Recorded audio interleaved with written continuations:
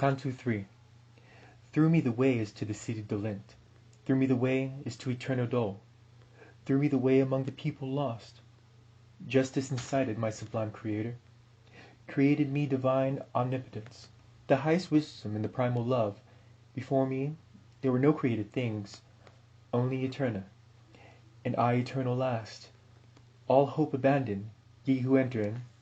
These words in sombre colour I beheld, written upon the summit of the gate. Whence their senses master heart to me, and he to me as one experienced. Here all suspicion needs must be abandoned, all cowardice must needs be here extinct. We to the place have come where I've told thee, thou shalt behold the people dolorous, who have forgone the good of intellect. And after he had laid his hand on mine with joyful mind, whence I was comforted, he led me in among the secret things. Their sighs, complaints, and ululations loud resounded through the air without a star, whence I at the beginning wept therein.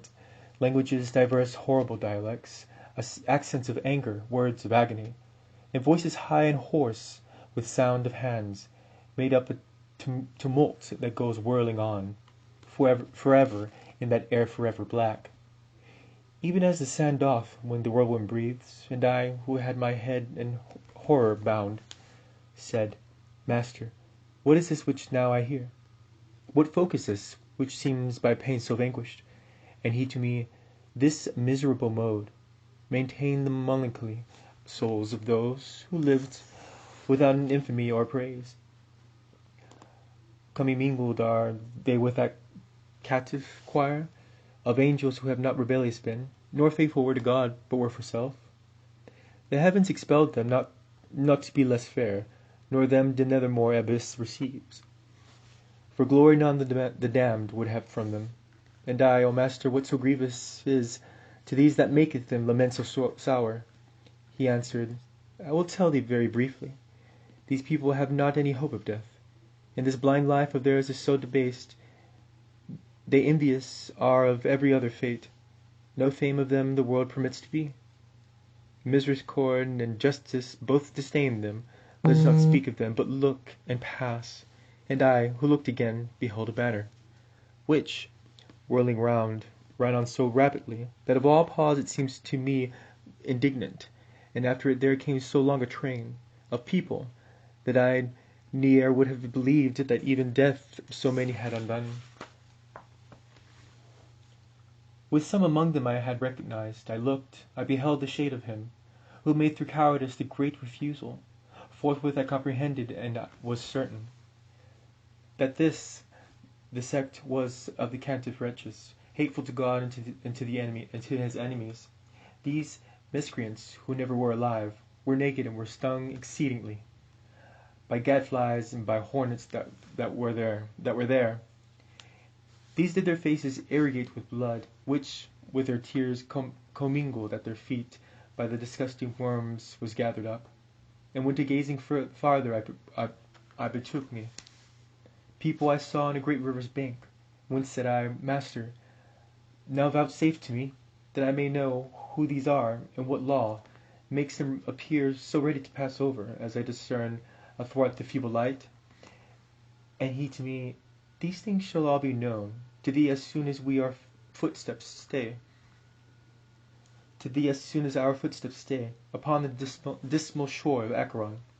Then with mine eyes ashamed and downward cast, fearing my words might irksome be to him, from speech refrained I till we reached the river. And lo, towards us coming in a boat, an old man, hoary with the hair of eld, crying, Woe unto you, ye souls depraved!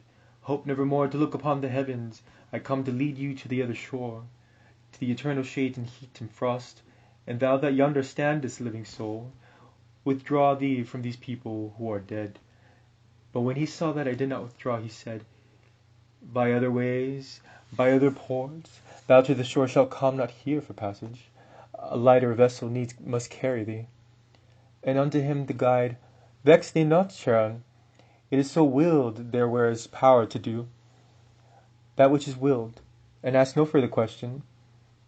Thereat were quitted the fleecy cheeks of him the ferryman of the lidded fen, who round about his eyes had wheels of fire.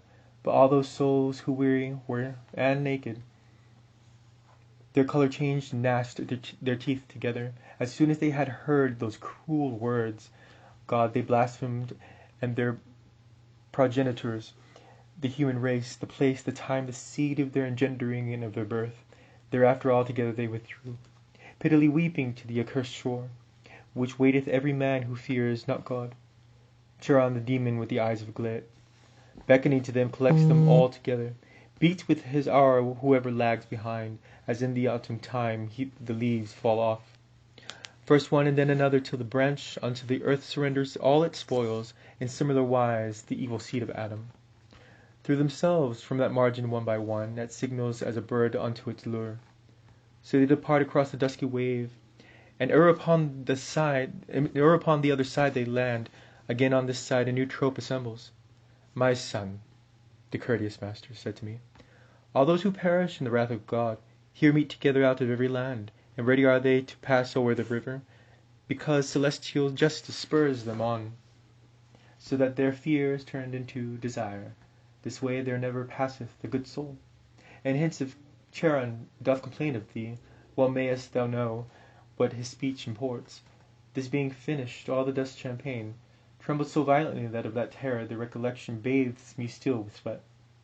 The land of tears gave forth a blast of wind, and fulminated a vermilion light, which overmastered in me every sense, and as a man whom sleep doth seize I fell.